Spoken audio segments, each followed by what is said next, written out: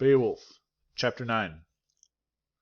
Other monsters crowded around me, continually attacking. I treated them politely, offering the edge of my razor-sharp sword. But the feast, I think, did not please them, filled their evil bellies with no banquet-rich food, thrashing there at the bottom of the sea. By morning they decided to sleep on the shore, lying on their backs, their blood spilled out on the sand. Afterwards, sailors could cross that sea road and feel no fear. Nothing would stop their passing. Then God's bright beacon appeared in the east. The water lay still, and at last I could see the land, wind-swept cliff walls at the edge of the coast. Fate saves the living when they drive away death by themselves. Lucky or not, 9 was the number of sea-huge monsters I killed. What man anywhere under heaven's high arch has fought in such darkness, endured more misery, or been harder pressed? Yet I survived the sea, smashed the monster's hot jaws, swam home from my journey. The swift-flowing waters swept me along, and I landed on finished soil. I've heard no tales of you, Unferth, telling of such clashing terror, such contests in the night. Brecca's battles were never so bold. Neither he nor you can ever match me, and I mean no boast, have announced no more than I know to be true. And there's more. You murdered your brothers, your own close kin. Words and bright wit won't help your soul. You'll suffer hell's fires. Unferth, forever tormented. Ecglif's proud son, if your hands were as hard, your heart as fierce as you think, no fool would dare to raid your hall, ruin Heorot, and oppress its prince as Grendel has done. But he's learned that terror is his alone, discovered he can come for your people with no fear of reprisal. He's found no fighting here, but only food, only delight. He murders as he likes, with no mercy, gorges and feasts on your flesh, and expects no trouble, no quarrel from the quiet Danes. Now the Geats will show him courage. Soon he can test his strength in battle, and when the sun comes up again, opening another bright day from the south, anyone in Denmark may enter this hall. That evil will be gone. Hrothgar, grey-haired and brave, sat happily listening, the famous ring-giver sure, at last, that Grendel could be killed. He believed in Beowulf's bold strength and the firmness of his spirit. There was a sound of laughter, and the cheerful clinking of cups and pleasant words. Then Wealhtheow, Hrothgar's gold-ringed queen, greeted what was right. She raised a flowing cup to Hrothgar first, holding it high for the lord of the Danes to drink, wishing him joy in that feast. The famous king drank with pleasure and blessed their banquet. Then Wealhtheow went from warrior to warrior, pouring a portion from the jeweled cup for each, till the bracelet-wearing queen had carried the mead-cup among them, and it was Beowulf's turn to be served. She saluted the Geats' great prince, thanked God for answering her prayers, for allowing her hands the happy duty of offering mead to a hero who would help her afflicted people. He drank what she poured, Ecglif's brave son, then assured the Danish queen that his heart was firm and his hands ready. When we crossed the sea, my comrades and I already knew that all my purpose was this, to win the good will of your people or die in battle, pressed in Grendel's fierce grip. Let me live in greatness and courage, or here in this hall welcome my death. Wealhtheow was blessed with his words, his bright-tongued boasts. She carried them back to her lord, walked nobly across to his side. The feast went on, laughter and music and the brave words of warriors celebrating their delight. Then Hrothgar rose, Healfdene's son, heavy with sleep. As soon as the sun had gone, he knew that Grendel would come to Heorot, would visit that hall when night had covered the earth with its net, and the shapes of darkness moved black and silent through the world. Hrothgar's warriors rose with him. He went to Beowulf, embraced the Geats' brave prince, wished him well, and hoped that Heorot would be his to command. And then he declared, "No one strange to this land has ever been granted what I've given you. No one in all the years of my life. Make this best of the mead hall yours, and then keep it free of evil. Fight with glory in your heart. Purge Heorot, and your ship will sail home with its treasure holds full." Chapter 10. Then Hrothgar left that hall, the Danes' great protector, followed by his court. The queen had preceded him, and he went to lie at her side, seek sleep near his wife.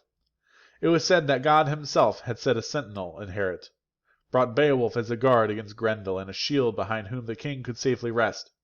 And Beowulf was ready, firm with our Lord's high favour and his own bold courage and strength.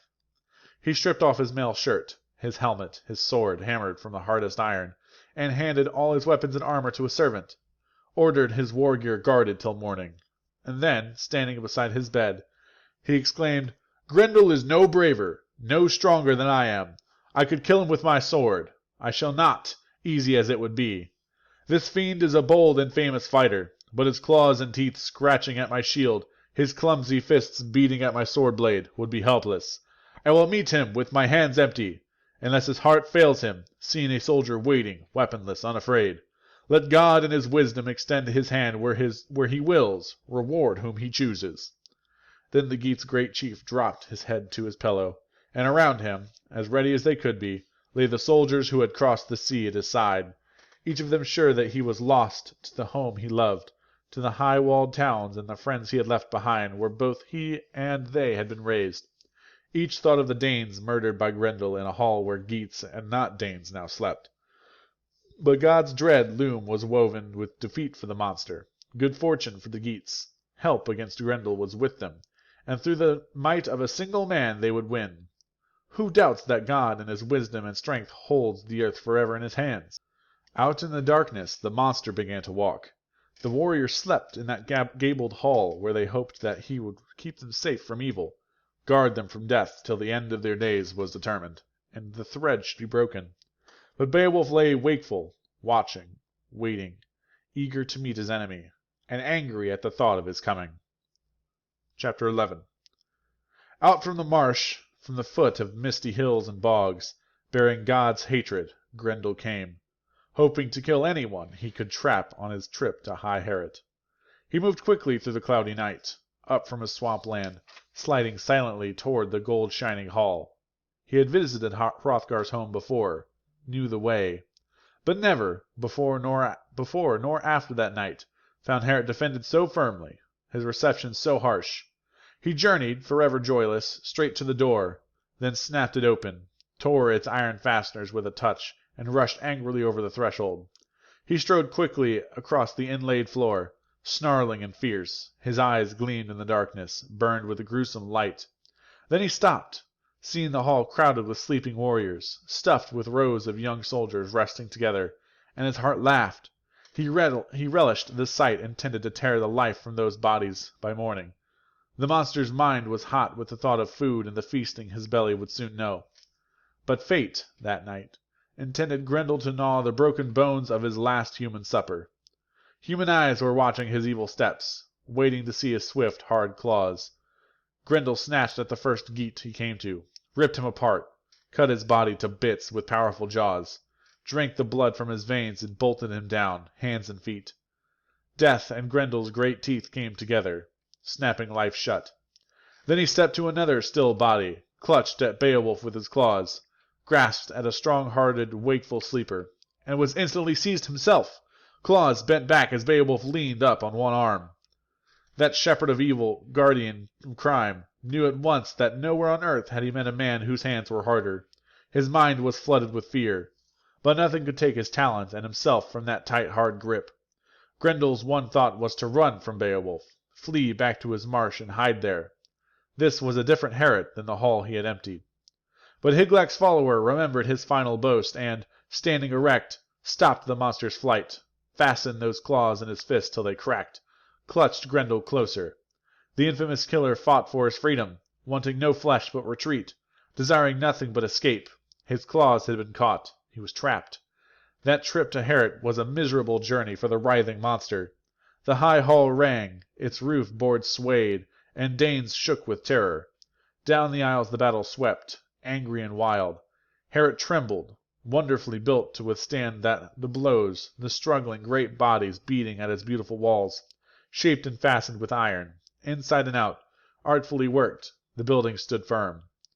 Its benches rattled, fell to the floor, gold-covered boards grating as Grendel and Beowulf battled across them. Hrothgar's wise men had fashioned Heorot to stand forever. Only fire, they had planned, could shatter what such skill had put together, swallow in hot flames such splendor of ivory and iron and wood. Suddenly the sounds changed. The Danes started in new terror, cowering in their beds as the terrible screams of the Almighty's enemies sang in the darkness, the horrible shrieks of pain and defeat. the tears torn out of Grendel's taut throat. Hel's captive caught in the arms of him who of all the men on earth was the strongest. Chapter 12. That mighty protector of men meant to hold the monster till its life leaped out, knowing the fiend was no use to anyone in Denmark. All of Beowulf's band had jumped from their beds, ancestral swords raised and ready, determined to protect their prince if they could. Their courage was great but all wasted. They could hack at Grendel from every side, trying to open a path for his evil soul, but their points could not hurt him. The sharpest and hardest iron could not scratch at his skin, for that sin-stained demon had bewitched all men's weapons, laid spells that blunted every mortal man's blade. And yet his time had come. His days were over, his death near.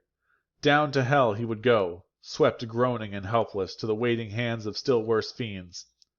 Now he discovered, once the afflicter of men, tormentor of their days, what it meant to feud with Almighty God. Grendel saw that his strength was deserting him, his claws bound fast, Hygelac's brave follower tearing at his hands. The monster's hatred rose higher, but his power has gone. He twisted in pain, and the bleeding sinews deep in his shoulder snapped. Muscle and bone split and broke. The battle was over. Beowulf had been granted new glory. Grendel escaped, but wounded as he was, could flee to his den, his miserable hole at the bottom of the marsh, only to die, to wait for the end of all his days. And after that bloody combat and Danes laughed with delight, he who had come to them from across the sea, bold and strong-minded, had driven affliction off, purged Heorot clean. He was happy now. With that night's fierce work, the Danes had been served as he'd boasted he'd served them. Beowulf, a prince of the Geats, had killed Grendel, ended the grief, the sorrow, the suffering forced on Hrothgar's hopeless people. By a bloodthirsty fiend, no Dane doubted the victory, for the proof, hanging high from the rafters where Beowulf had hung it, was the monster's arm, claw, and shoulder all. Chapter 13. And then, in the morning, crowds surrounded Heorot, warriors coming to that hall from faraway lands, princes and leaders of men hurrying to behold the monster's great staggering tracks. They gaped with no sense of sorrow, felt no regret for his suffering, went tracing his bloody footprints, his beaten and lonely flight, to the edge of the lake where he dragged his corpse-like way, doomed and already weary of his vanishing life. The water was bloody, steaming and boiling in horrible pounding waves, heat sucked from his magic veins. But the swirling surf had covered his death, hidden deep in murky darkness, and his miserable end, as hell opened to receive him. Then old and young rejoiced, turned back from that happy pilgrimage, mounted their hard-hoofed horses, high-spirited stallions, and rode them slowly toward Heorot again, retelling Beowulf's bravery as they jogged along. And over they swore that nowhere on earth or under the spreading sky, or between the seas, neither south nor north, was there a warrior worthier to rule over men. But no one meant Beowulf's praise to belittle Hrothgar, their kind and gracious king. And sometimes, when the path ran straight and clear, they would let their horses race, red and brown and pale yellow backs streaming down the road. And sometimes a proud old soldier, who had heard songs of the ancient heroes, and could sing them all through, story after story, would weave a net of words for Beowulf's victory, tying the knot of his verses, smoothly, swiftly, into place with the poet's quick skill, singing his new song aloud while he shaped it, and the old songs as well, Siegmund's adventures, familiar battles fought by that glorious son of Wels, and struggles, too, against evil and treachery that no one had ever heard of, that no one knew except Fitla, who had fought at his uncle's side, a brave young comrade carefully listening when Siegmund's tongue unwound the wonders he had worked. Confiding in his closest friend, there were tales of giants wiped from the earth by Siegmund's might, and forever remembered fame that would last him beyond life and death, his daring battle with a treasure-rich dragon. Heaving a hoary grey rock aside, Siegmund had gone down to the dragon alone, entered the hole where it had hid, and swung his sword so savagely that it slit the creature through, pierced its flesh and pinned it to a wall, hung it where his bright blade rested. His courage and strength had earned him a king-like treasure, brought gold and rich rings to his glorious hands. He loaded that precious hoard on his ship and sailed off with a shining cargo, and the dragon dissolved in its own fierce blood. No prince, no protector of his warriors, knew power and fame and glory like Siegmund's. His name and his treasures grew great. Hermod could have hoped for at least as much. He was once the mightiest of men, but pride and defeat and betrayal sent him into exile with the Jutes, and he ended his life on their swords. That life had been misery after misery, and he spread sorrow as long as he lived it, heaped troubles on his unhappy people's heads, ignored all wise men's warnings, ruled only with courage. A king born, entrusted with ancient treasures in cities full of strong-hearted soldiers, his vanity swelled him so vile and rank that he could hear no voices but his own. He deserved to suffer and die. But Beowulf was a prince well loved, followed in friendship, not fear. Hermod's heart had been hallowed by his sin. The horses ran, when they could, on the gravel path. Morning slid past and was gone. The whole brave company came riding to Heorot, anxious to celebrate Beowulf's success and stare at that arm. And Hrothgar rose from beside his wife and king with his courtiers crowded around him. And Wealhtheow rose and joined him, his wife and queen with her women, all of them walking to that wonderful hall. Chapter 14. Hrothgar stood at the top of the stairway and stared at Grendel's great claw, swinging high from the gold-shining roof. Then he cried, "Let God be thankful! Grendel's terrible anger hung over our heads too long, dropping down misery. But the Almighty makes miracles when he pleases, wonder after wonder, and this world rests in his hands. I had given up hope, exhausted prayer, expected nothing but misfortune forever. Heorot was empty, bloody. The wisest and best of our people despaired as deeply, found hope no easier, knew nothing, no way to end this unequal war of men and devils, warriors and monstrous fiends. One man found it, came to Denmark, and with the Lord's help did what none of the Danes could do. Our wisdom, our strength, worthless without him.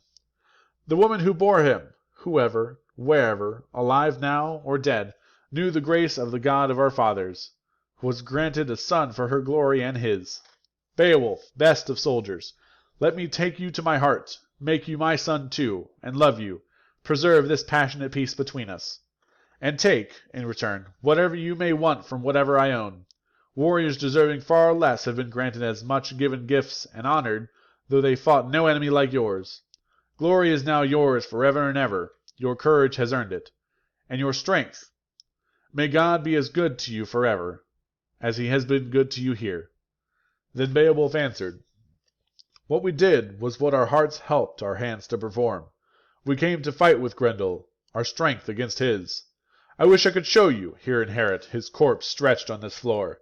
I twisted my fingers around his claw, ripped and tore at it as hard as I could.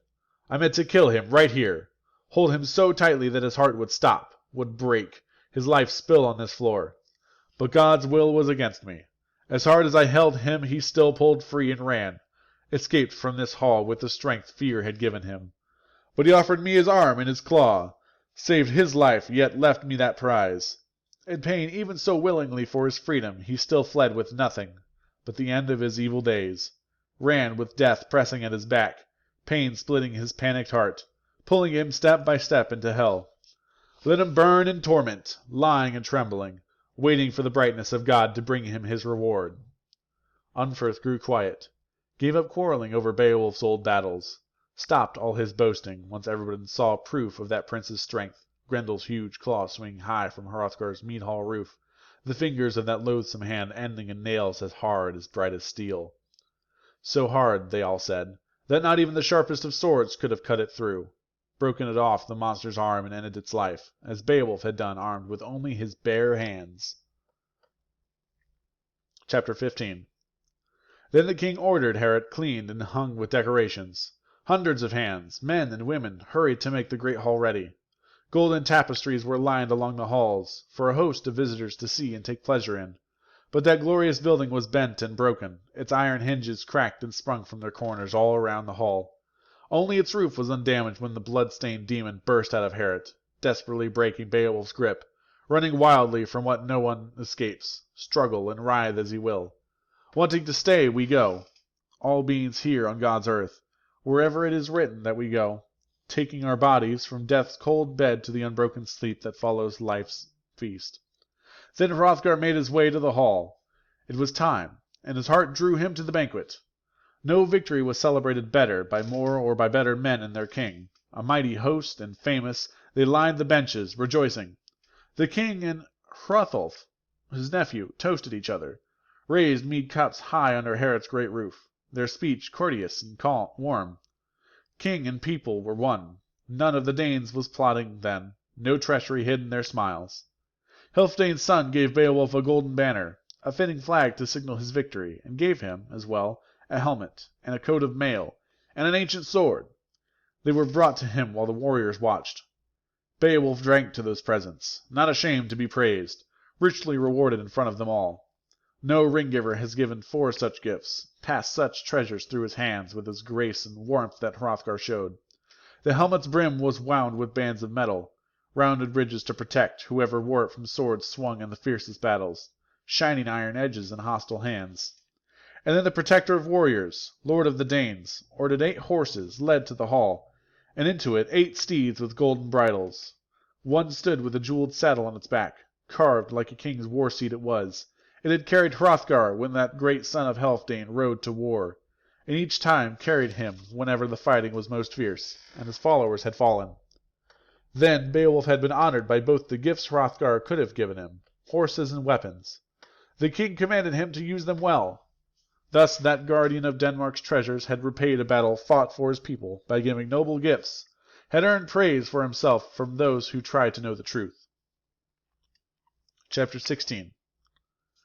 And more, the lord of Herod ordered treasure gifts for each of the Geats, who'd sailed with Beowulf and still sat beside him, ancient armor and swords. And for the one murdered by Grendel, gold was carefully paid. The monster would have murdered again and again had not God, and the hero's courage, turned fate aside. Then and now men must lie in their Maker's holy hands, moved only as he wills. Our hearts must seek out that will. The world and its long days full of labor brings good and evil. All who remain here meet both. Hrothgar's hall resounded with a harp's high call, with songs and laughter and the telling of tales, stories sung by the court. Poet as the joyful Danes drank and listened, seated along their mead benches, he told them of Finn's people, attacking Hnaf with no warning, half wiping out that Danish tribe and killing its king. Finn's wife, Hnaf's sister, learned what good faith was worth to her husband. His honeyed words and treachery cost her 2 beloved lives, her son and her brother, both falling on spears guided by fate's hand. How she wept!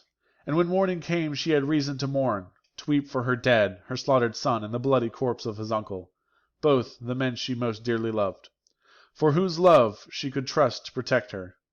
But Finn's troops, too, had fallen to Danish spears. Too few were left to drive the Danes to their death, to force Hnaf's follower, Hengist, to flee the hall where they'd fought and he'd stayed. Finn offered them, instead of more war, words of peace. There would be no victory. They'd divide the hall and the throne, half to the Danes, half to Finn's followers. When gifts were given, Finn would give Hengist and his soldiers half share of shining rings, silver and gold, with the Danes both sides equal, all of them richer, all of their purses heavy, every man's heart warm with the comfort of gold.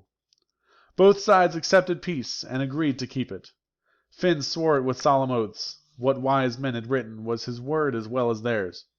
He and the brave Hengist would live like brothers. Neither leader nor led would break the truce, would not talk of evil things, remind the Danes that the man they served had killed Hnaf, their lord. They had no king, and no choice, and he swore that his sword would silence wagging tongues if Frisian soldiers stirred up hatred, brought back the past. A funeral pyre was prepared, and gold was brought. Hnaf's dead body was dressed for burning, and the others with him. Bloody mail shirts could be seen, and golden helmets, some carved with boar heads, all battle-hard and as useless now as the corpses that still wore them, soldier after soldier. Then Hnaf's sister, Finn's sad wife, gave her son's body to be burned in that fire. The flames charring his uncle would consume both kinsmen at once. Then she wept again, and the weeping sang the dead's last praise. The Danish king was lifted into place. Smoke went curling up. Logs roared. Open wounds split and burst. Skulls melted. Blood came bubbling out. And the greedy fire demons drank flesh and bones from the dead of both sides, until nothing was left.